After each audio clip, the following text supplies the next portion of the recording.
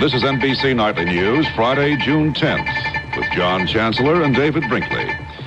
Tonight, reported from London and the NBC News Center in New York, with John Hart substituting for David Brinkley. Good evening. President Carter is mad at Congress for tinkering with his energy plans. His press secretary saying today it was a $70 billion ripoff when a House committee voted yesterday to take price controls off newly discovered natural gas.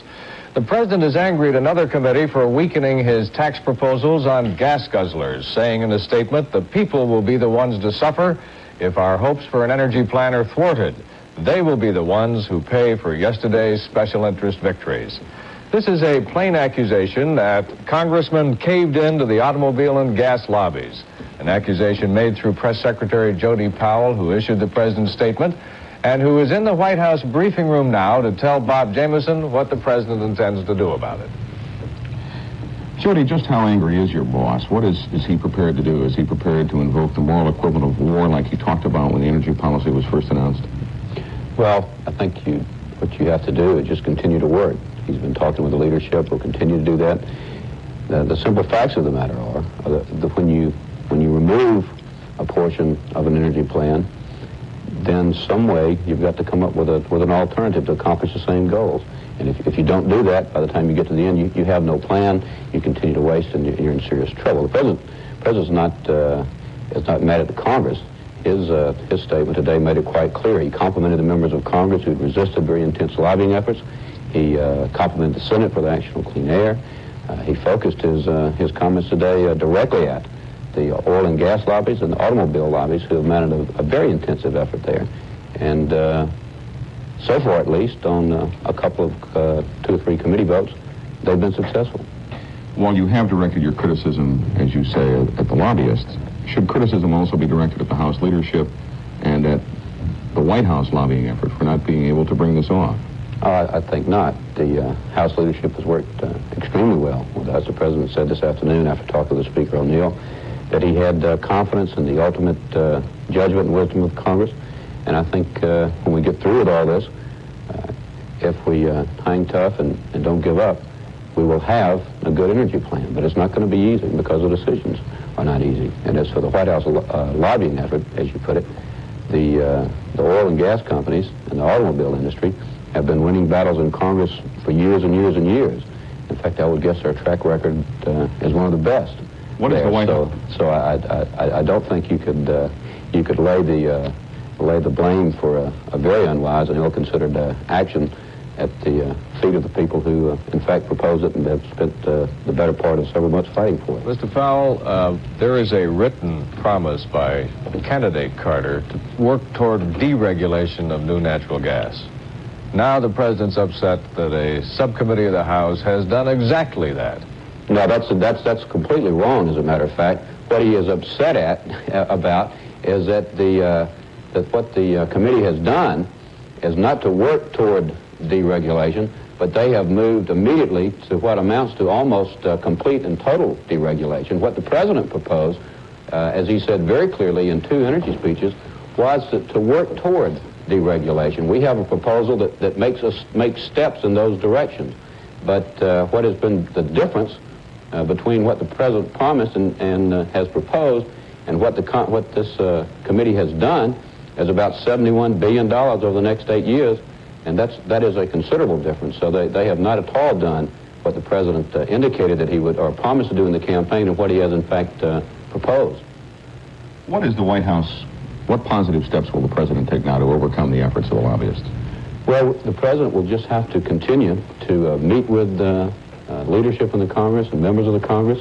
He'll have to continue, as he has done in the past, to explain his position to the American people, to explain the consequences of failure to action. I might say on behalf of the Congress that this is a very, very difficult business. It's the benefits are way down the road. All the hurt comes right now. So we think it'll work out, but it's going to be tough. Thank you, Mr. Powell. Thanks very much. And Bob. One of the votes that brought all this on came from Democrat Robert Kruger of Texas, who voted in committee to remove the price controls from newly discovered natural gas. And he's in our Washington studio. with John Cochran. Gentlemen. Congressman Kruger, earlier today, Jody Powell said the vote in your subcommittee yesterday that you won will cost American consumers $70 million over the next 8 years. Is that right? 70 billion? Mm-hmm. No, it's not right. And it shows, as I think the comment by Mr. Powell just now shows, that he really doesn't understand at all what our House committee has done or what the bill was. As a matter of fact, the study that the White House did was of legislation that was never presented before our committee. The study was as if you made a study of Uruguay and then said the following is true of Brazil. It simply was two different things. Moreover, as Mr. Hart has just pointed out, the President did indicate that he wished to work towards decontrol.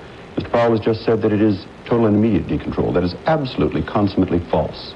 The fact is that all that we did yesterday is to remove federal price controls from newly discovered natural gas, which would probably mean less than 10% of the gas flowing in this country each year, and that would be gradually phased in. The real need of the American people is to get enough gas to keep jobs, and that's what we in the Congress were trying to help them with. But Mr. Kruger, you're from San Antonio, Texas, and some people in your own hometown last year couldn't pay the natural gas bills because in Texas, natural gas is already deregulated. Now you're talking about deregulating it all over the country, and in your own district it caused great hardships last year. It caused great hardships. We knew about that. We are trying to deal with it on a local level. But the even greater hardships that befell last year were the hardships in Ohio, Pennsylvania, those 2 million jobs that were lost because of natural gas shortages. Those jobs were lost because we did not bring on the supplies we needed. The Energy Research and Development Administration has just indicated that by their estimates, at prices between $2.25 and $3, we would have perhaps up to 1,000 years of natural gas supplies. The Carter administration simply does not have that plugged into their energy proposals. With it, we could get enough gas to keep industry, to keep jobs going for a long time to come. Mr. Kruger, the gas lobby did win a vote. Congressman Robert Kruger of Texas. John? Thank you. In Detroit, the Ford Motor Company defended the other committee that irritated the president yesterday, the Ways and Means Committee that refused to give cash rewards or rebates to people who would buy small cars. Well, I'm speaking just of the specific element of the energy program that dealt with taxes on automobiles. And I believe that the American people would suffer a great deal more if the rebates, which as I recall got only 5 votes on the committee, had been approved. I think that would have led to the export of jobs to other countries or conversely to a violation of the GATT international trade arrangement. So I was very glad to see the rebates killed, and I can't see how the American people can possibly suffer from that. The Senate voted today to give the car makers until 1980 to clean up exhaust fumes they were supposed to have cleaned up last year. The vote was 75-7. There's other news tonight, talk of storming that train in Holland, a city in Florida that flunked nearly 1/5 of its students this year, and John Chancellor on the Arab invasion of England, and other things beginning shortly.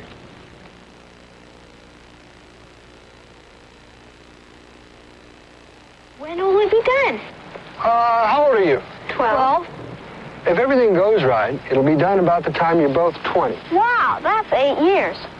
Do all power plants take that long to build? The big ones do. How big will this one be?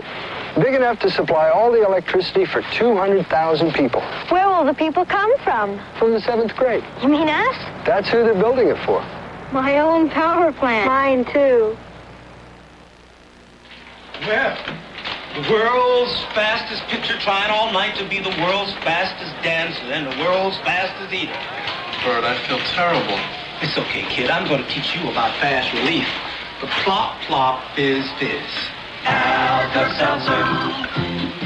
This will help you upset stomach and aching head. You get your fastball working like this, we got ourselves a pennant.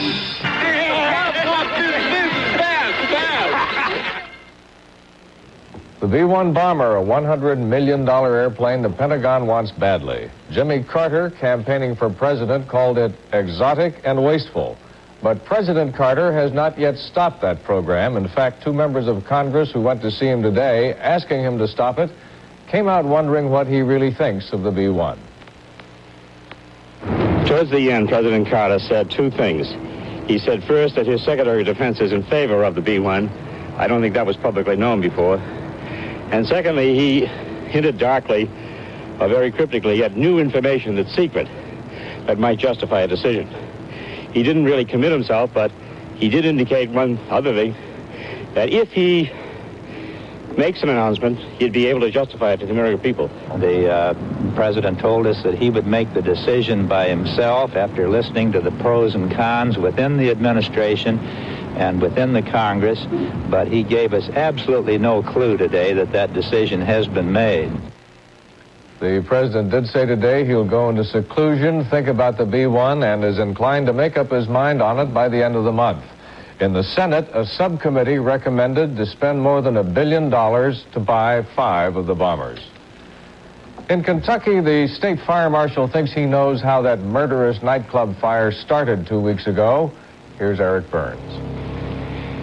It broke out at the Beverly Hills Supper Club in Southgate, Kentucky, 13 days ago. And it was one of the worst fires ever in this country. 161 people were killed. A nearby armory became a temporary morgue. Today, Kentucky State Police Commissioner and Fire Marshal talked to reporters about their investigation. The investigation team has concluded that the fire originated in the concealed space of the zebra river. It started in electrical wires attached to the ceiling lights in this room. It burned for a while, then, fed by ceiling tile and wood, it broke out of the zebra room and engulfed the cabaret room, where more than 1,000 people were watching the show. The investigators said they don't know yet whether the building was up to the state's fire code. The code has changed in recent years, and so did the building. So it all depends on what the fire code was when different parts of the building were built or remodeled. And some of the plans for that building and remodeling seem to be missing. Investigators say it will be another month or two before they know whether there were violations of the fire code here and whom, if anyone, was responsible. Eric Burns, NBC News, Southgate, Kentucky. In Costa Rica, the president there, Daniel Oduber, ordered the American financier Robert Vesco to get out of the country to keep him from dirtying Costa Rica's name, as he put it. Vesco is a fugitive from this country, indicted for giving $200,000 to Richard Nixon's last campaign illegally. Holland's premier says tonight that negotiations with the Moluccan gunmen have failed. They still have 55 people captured on a train and in a school, and the Dutch government is hinting that the troops may storm the train. Tennis pro Rod Laver is wearing ordinary sunglass lenses, but his opponent, Stan Smith, is wearing sun-censored lenses. As it gets darker, Laver has to strain through his ordinary lenses to see Smith. But Smith's sun sensors have lightened automatically, so he can still see Laver clearly. There's no sunglass strain, much to Smith's advantage. That's match, Rod. Now let's play it again, Stan. Also available in prescription lenses. Welcome, neighbor. Hi, Mr. Cholesterol here. Nice housewarming. I brought some spare ribs, pizza, buttered noodles. Hey, Fleischmann's margarine. It's the only leading margarine made from 100% corn oil. It has no cholesterol. Zero. It's high in polyunsaturated. And it tastes great. Fleischmann's margarine, ideal for low cholesterol modified fat diets. 100% corn oil, 0% cholesterol. Jacksonville, Florida is flunking students right and left this year, including a lot of them who got good grades. Here's Fred Francis. The Jacksonville school system told almost 17% of its entire student population this week they had failed the school year and would not be promoted. The announcement meant that 18,000 students would have to go to summer school. This happened because the school system gave some new tests and the students failed. Parents were upset because many of their children were bringing home top grades all year. 10-year-old Tina Epley failed the test even though she made A's, B's, and only a few C's all year on her report card. Her parents were shocked because her 14-year-old brother David brought home rotten grades, but he passed the test and will be promoted. Mrs. Epley says something is terribly wrong. I said, how come my son can get such low grades? And my daughter, high grades. And one be kept back, and the one I wanted kept back, be pushed forward. And they said, those are the laws. Those are the laws. There's nothing I can do about it. The school board said by getting tough, it is ending a long-standing policy of promoting children even though they don't meet state standards. But the teachers say the people of Jacksonville are being cheated because the real issue is crowded classrooms. And until the people force the school board to solve that financial problem, their children will not learn. Funds, for one thing, are not spent appropriately. We think that the classroom needs and the teacher needs have been overlooked in the scheme of education in Duval County, and we think this is a result. So the school board says it isn't to blame, the teachers say it isn't their fault, and the parents express shock. Meanwhile, 18,000 kids will be going to summer school when they should be on vacation. Fred Francis, NBC News, Jacksonville. Smokers, you're going to hear from the government again. Joseph Califano, the Secretary of Health, Education, and Welfare, wrote a letter to one of Ralph Nader's raiders saying his department is coming up with a detailed plan to help reduce smoking. And Califano promised vigorous action. And here's something else for your new apartment. Uncle Harry's rocker. What are we going to do with all this? Don't worry, we'll make it look just like new with Krylon spray paint. Krylon can paint wood, metal, almost anything. It even helps prevent rust. Watch Krylon versus the other leading national brand. Krylon's fast dry formula helps avoid runs and drips for a smooth, professional finish. Uncle Harry's rocker. It's beautiful. Krylon for the do-it-yourself professional finish. In 1962, when I got married, I didn't know anybody who really thought enough about taking good care of their health, and that included me.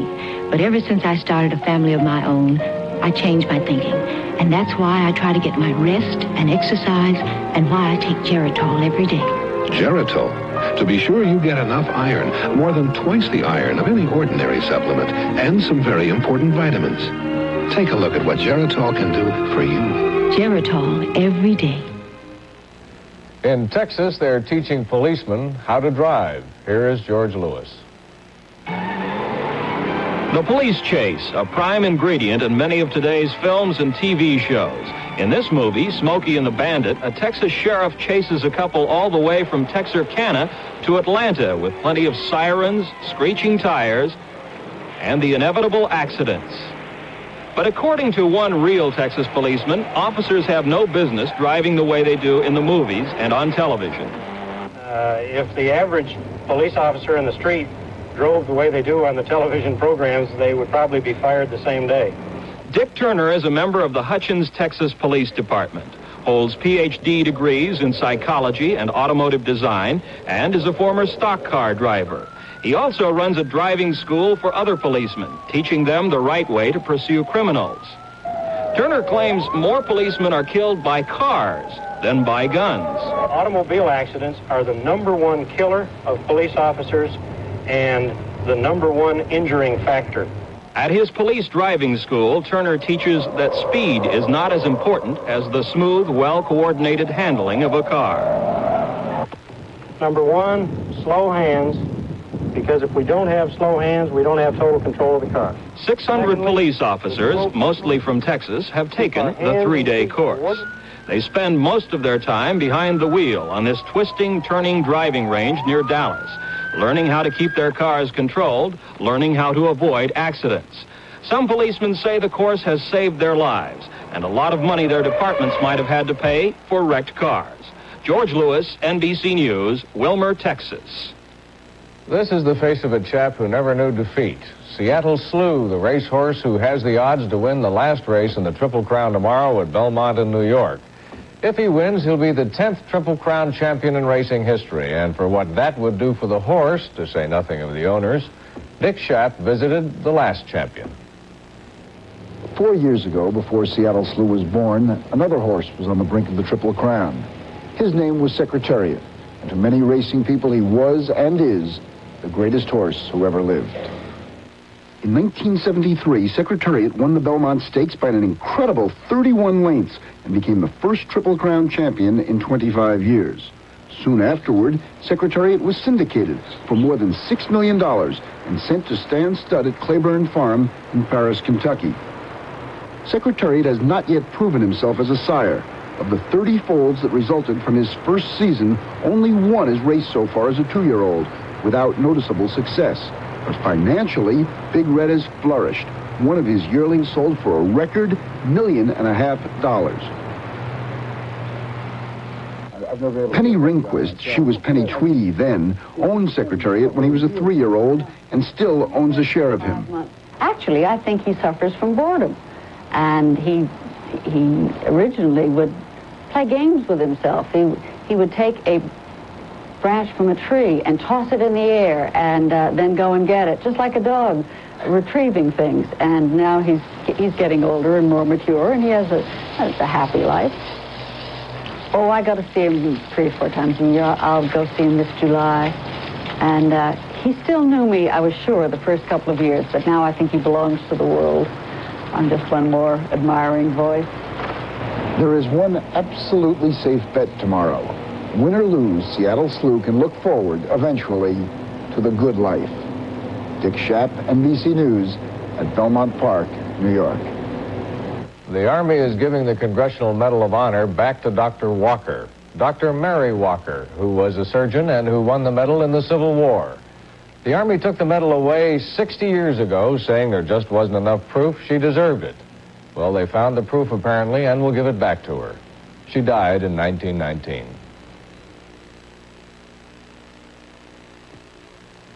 When I grow up, I'm going to have a big house with all my dolls. When I get big, I'm going to own my own business and pay my men with ice cream. I'm going to own a car, a boat. Whatever your dreams are, someday you will need insurance. At Continental Insurance, we can insure you, your home, your car, your business, and all your other dreams that come true. And I'm going to see the whole world as soon as I'm allowed to cross the street. Pabst Blue Ribbon knows that to pilot a boat through a wall of flame is a challenge that's just not for everyone. But we do challenge you to discover a better tasting beer. Taste and compare Blue Ribbon with any other premium beer. We know you'll never go back to the beer you were drinking. Pabst, since 1844, the quality has always come through. Are you going back to work? Well, that's when you may need some extra confidence. Discover Oil of Olay, the mysterious beauty fluid that can help you look younger. You see, Oil of Olay creates a dewy climate for your skin, easing dryness so your face can look softer and glowing. Pure moisture, tropical oil, and emollients go right into your skin, and there's no greasy look or feel. Shouldn't you and Oil of Olay go to work together? Discover the secret of Oil of Olay. It can help you look younger, too. In London, John Chancellor has seen his last fireworks, finished his last reports on the Queen's Jubilee, and was about to come home when he noticed a lot of other foreigners there. Once upon a time, here in England, the American dollar was a very big thing. London was full of Americans spending lots of those dollars, and every once in a while you could get from the British just the slightest hint of resentment about those rich Americans. Well, things have changed.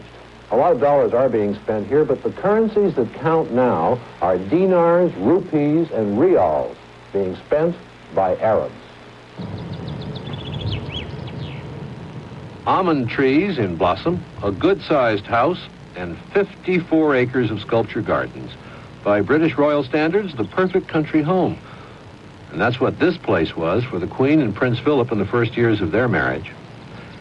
Now, this estate near London has been sold off to an Arab buyer, Mohammed Mahdi al-Tajir.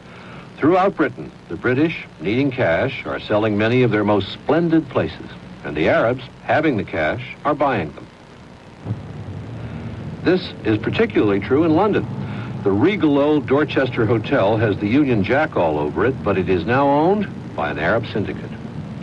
In the thinking of many influential Arabs, London is the Big Apple, more of a world capital than Paris or New York. So Arabs who can afford it, and these days many can, are coming to London looking for ways to spend their money. Many Arabs and Arab governments are spending millions here on health care. This man, Khalid Al-Mani, is the health minister of the small Arab state of Qatar. His country has only 200,000 people, but so far, 5,000 of them have come here for medical treatment, and the Qatar government has paid all the bills. When in London, Arabs go shopping. All the major stores now have salespeople who speak Arabic. Arabic gentlemen are known to buy gallons of expensive perfume at a time, especially those brands that can't be sold in Arab countries because the people who make them are considered to be pro-Zionist. More than 500,000 Arab tourists are expected to visit London during the Silver Jubilee celebration.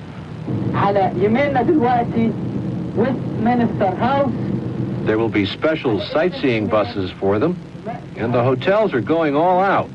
One hotel even has put haruf, whole sheep, a Persian Gulf specialty, on its room service menu. The Arabs feel comfortable in London, so comfortable that they are now building a huge mosque right in the center of London. The mosque is the gift of the Saudi Arabian government, and for Middle Eastern sightseers, it is becoming a rival to Big Ben.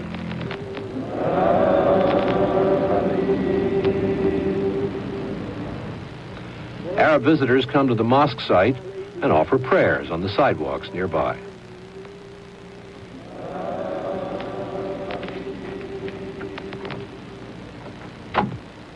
Allah has been bountiful to enough Arabs, so they're changing the scene here, and that's resented by some of the natives. But when you think about it, London has seen a lot. Normans, Vikings, Romans, millions of Americans during the war. It's a city that absorbs cultures. And if the Arabs stay here long enough, a lot of them will end up wearing bowler hats. That concludes our coverage from London. We're going back to the hotel now and have room service bring up a whole sheep. And when we've finished eating, we're heading home. Until Monday, good night from London for NBC News. Have you ever gotten the 5 o'clock surprise? $100 for a water pump? Well, the radiator was all plugged up, too. I thought you just want me to go ahead and set it right. Misunderstandings can happen. Avoid them by leaving instructions to call you before doing any additional work. Learn more about buying car repairs in the Car Repair Shopping Book, free from participating Shell dealers. Come to Shell for answers. You know how fast I am. I was first in the sack race, first in the height and contest, and now I'm the first one with a headache and an upset stomach. I do believe I need some fast relief. Here it comes, upset stomach and aching head. A plop, plop, fizz, fizz is fast, fast. For heartburn alone, try Alka-2. But when you chew. Oh, what a relief it is. Fast, fast, fast.